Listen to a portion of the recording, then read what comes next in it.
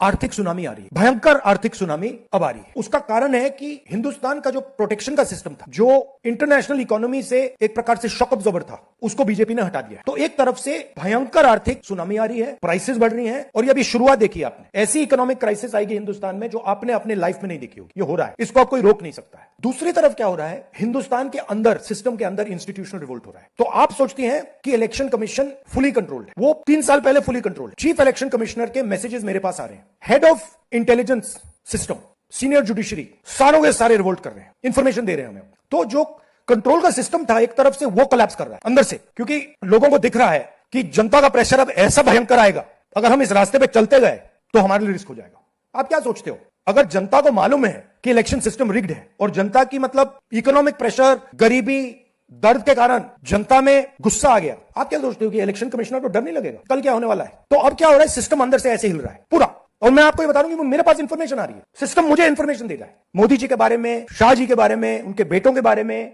Ministers के बारे में, अजीत डोभाल के बारे में पूरा इंफॉर्मेशन है, धड़ा हमारे सिस्टम से आ रहा है। अब ये हो सकता है कि जनता के प्रेशर को ये सप्रेस करने की कोशिश करें, इमरजेंसी जैसी चीज कर दे, हो सकता है। बट अब हम दूसरी स्टेज में जा रहे हैं, पहले हम फुल कंट्रोल स्टेज में थे, अब ये आउट ऑफ कंट्रोल जा रहा है इनके। मैं मोदी जी के पास जाता हूं, जब मीटिंग में जाता हूं, मैं आपको बताऊं, मेरे पास मोदी जी के पर इतना इंफॉर्मेशन है, मोदी जी जानते हैं, मैं भी जानता हूं। जब मैं उनसे मिलता हूं, भैया हाथ में हाथ लगाना,